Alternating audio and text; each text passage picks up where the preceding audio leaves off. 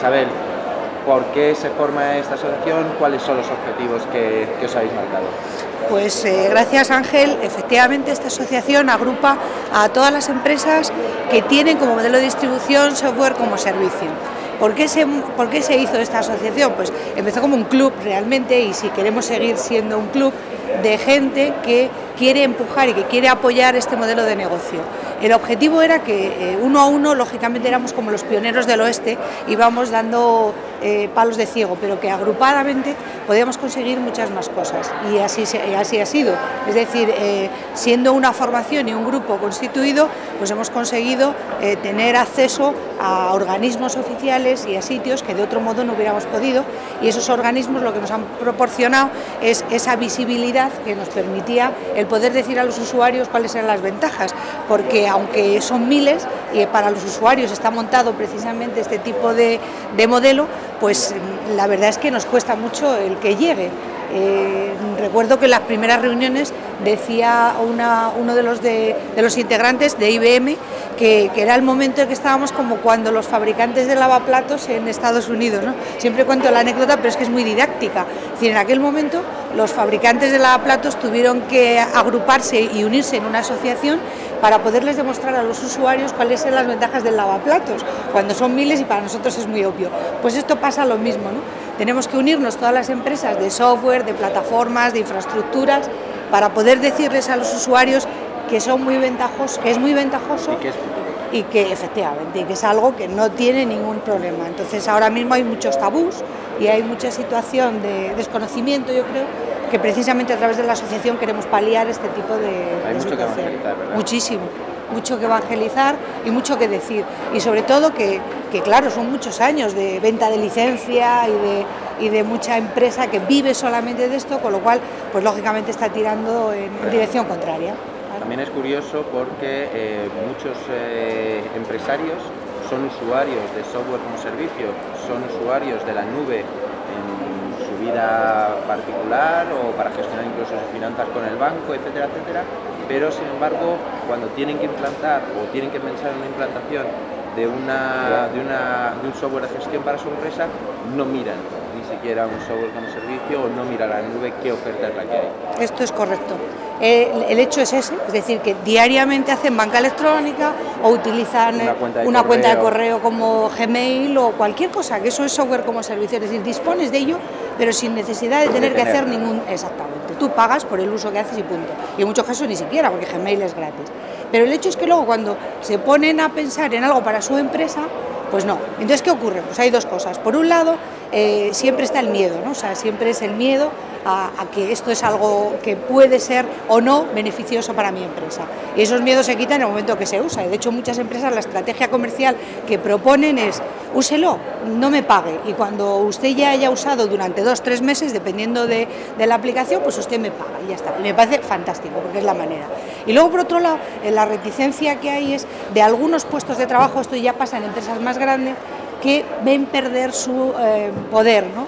Por este tipo de situaciones. ¿Por qué? Porque software como servicio efectivamente lo que lleva es que el usuario realmente es el dueño de su aplicación, es decir, es el que decide cuál es la aplicación que me viene bien y la cojo de internet o la uso, mejor dicho, y claro, ahí hay determinados puestos de trabajo que dicen: ¿y yo ahora qué pinto? Entonces tratan de mantener una situación de hegemonía que en el fondo es absurda, ¿no?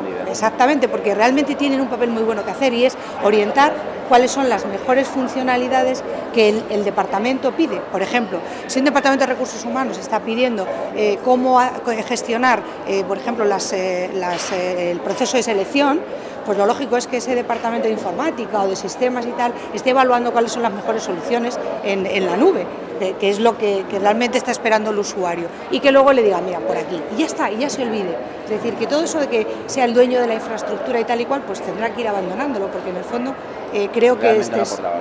Yo creo.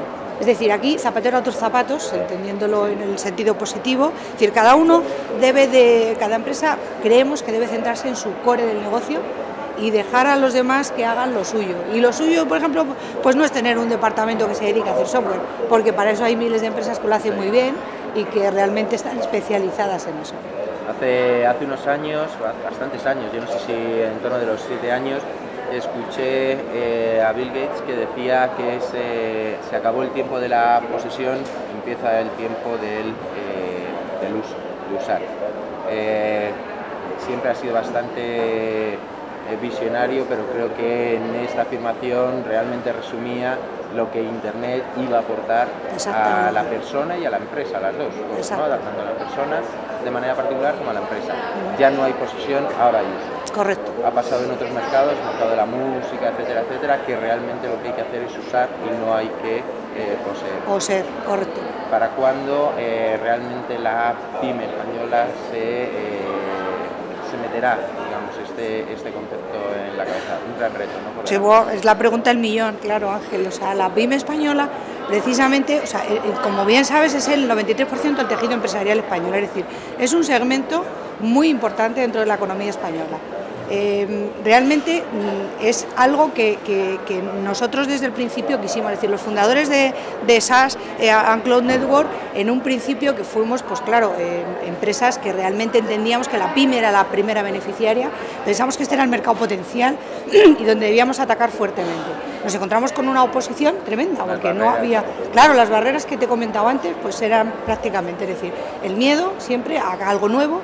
Entonces, cuando esto empiece a entrar, pues las pymes entrarán de lleno, porque claro, es así, es decir, la pyme española, recuerdo una de las estadísticas que hicimos, una de las encuestas, que cuál era el método más importante o el método que más utilizaban para utilizar el software, es decir, para decidir qué herramienta cogían.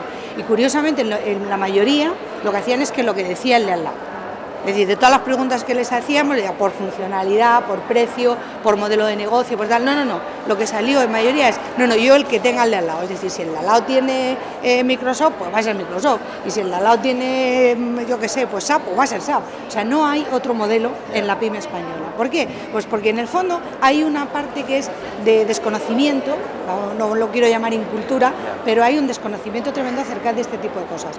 Por eso la asociación lo que pretende es evangelizar sobre cuáles son las bondades y las ventajas que tienen estos modelos, que no requieren de ningún tipo de apoyo, porque tú puedes usarlo, no comprar, por tanto no inviertes, no arriesgas, lo usas, no te gusta, vas a por otro, ¿vale? O sea, ya está, o sea, es sencillo como eso.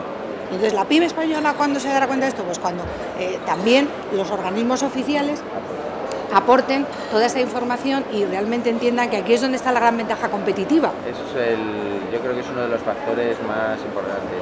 Los modelos cloud, computing y software como servicio ayuda a mejorar la competitividad de la empresa. Correcto. Es obvio, vamos, no tienes que invertir en nada, es decir, no tienes que aportar dinero para comprar licencias o para hacer nada. No, pagas por lo que usas, es decir, no eres propietario de nada. Y claro, en la pyme española, ¿qué pasa? Pues que eso de no ser propietario como que queda ahí un poco, dices, ¿cómo? Que no es mío, pero yo quiero que sea mío. Dices, ¿pero y qué te aporta realmente? Y cuando le haces esta pregunta, o sea, desde Cuota muchas veces lo hemos hecho, ¿no? Oiga, ¿y a usted qué le aporta que sea suyo el software? Hombre, que es mío. Y ya, ¿pero y qué? Nada, no son capaces de responder, pero es un tema mental, es decir, es un tema de mentalidad. Entonces, o bien hay un cambio generacional, ¿vale? Que es una oportunidad que tenemos para poder cambiar el prototipo de cómo adoptar esto, o realmente hay una evangelización fuerte. ¿Qué pasa a las empresas? Pues a las grandes multinacionales que todos conocemos, pues los demás no tenemos dinero para gastar en evangelizar. Por eso la asociación pretendía tener la posibilidad de que entre todos pudiéramos lanzar un mismo mensaje, un único mensaje que permitiera llegar a todas esas pymes, que son muchísimas, y que pudieran entender cuáles son las ventajas realmente de este modelo de negocio. Muchísimas gracias, Isabel, y un placer. Mucha suerte con la asociación. Muchísimas gracias a ti, Ángel, un placer estar aquí con vosotros.